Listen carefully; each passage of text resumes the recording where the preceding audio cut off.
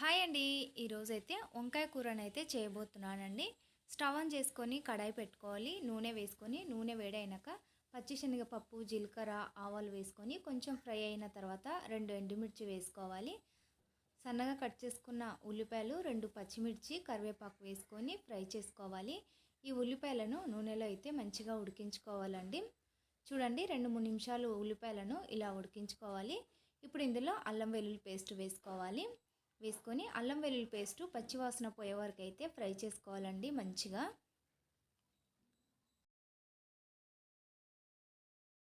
ఈ విధంగా ఫ్రై చేసుకోవాలి.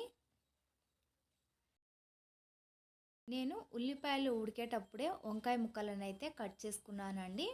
ఓ దిక్కు ఉల్లిపాయలు ఉడుకుతున్నప్పుడే వంకాయలను అయితే కట్ చేసుకున్నాను. నీళ్ళల్లో ఉప్పు వేసుకొని కట్ చేసుకున్నాను.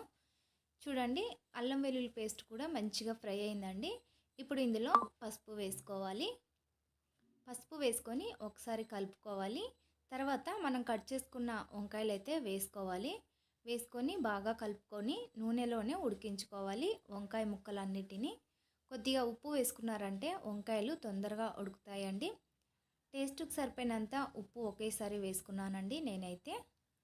చూడండి ఇప్పుడు మూత పెట్టేసుకొని వంకాయలను అయితే ఉడికించుకుంటున్నాను. ఇందులోనే పొడుగ్గా కట్ చేసుకున్న టమాటాలను అయితే వేసుకుంటున్నానండి.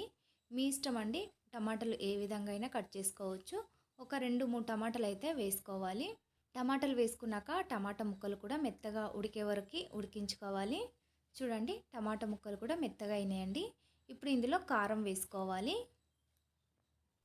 ధనియాల పొడి వేసుకోవాలి, జీలకర్ర పొడి వేసుకోవాలి. వేసుకొని ఒకసారి అయితే బాగా కలుపుకోవాలి.